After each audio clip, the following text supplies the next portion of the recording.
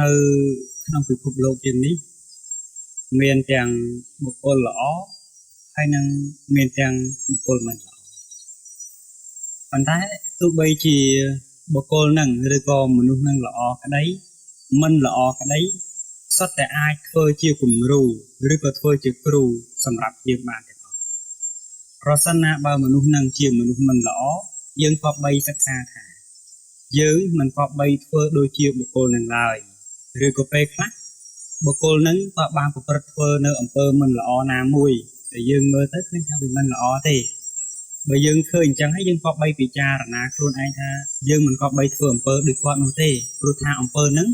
គឺជាអំពើមិនល្អយើងក៏បីជៀសវាងក្នុងការប្រព្រឹត្តធ្វើអំពើទាំងអស់ហ្នឹងមិនថាទាំងពាក្យសម្ដីមិនថាទាំងកាយវិការដែលគាត់ប្រព្រឹត្តមកហើយយើងមើលទៅយើងពិចារណាដោយល្អទៅថាអំពើហ្នឹងមិនល្អទេដូច្នេះហើយយើងក៏ជៀសវាងទៅអាហ្នឹងគឺជាគ្រូបង្រៀនយើងដែរប៉ុន្តែបង្រៀនយើងឲ្យចេះលះបង់នៅអំពើទាំងអស់ហ្នឹងប៉ុន្តែប្រសិនបើយើងបានជួបមនុស្សល្អគាត់ប្រព្រឹត្តធ្វើតែអំពើល្អដោយកាយក្តីដោយវាចាក្តីដោយចិត្តក្តីយើងក៏គប្បីរៀនពីបុគ្គលនោះដែរគឺយើងគប្បីសមាគមរកឬក៏យកបុគ្គលនឹងឯងធ្វើជាគំរូសម្រាប់យើងថាយើងគប្បីធ្វើតាមបុគ្គលម្នាក់ហ្នឹងបុគ្គលមួយហ្នឹងព្រោះថា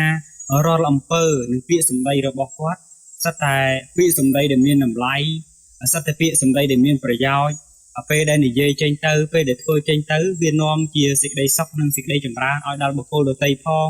និងឲ្យដល់អ្នកដែលគាត់បានប្រព្រឹត្តធ្វើនឹងផងបុគ្គលនោះក៏យើងក៏បីយកធ្វើជាគំរូផងដែរគឺយើងក៏បីប្រព្រឹត្តតាមក៏បីធ្វើតាមគាត់ព្រោះថា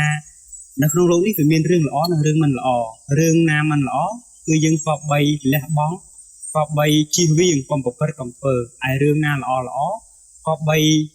ធ្វើឲ្យជារឿយណាកុំស្រឡាញ់នៅក្នុងការធ្វើអំពើមិនល្អក៏បី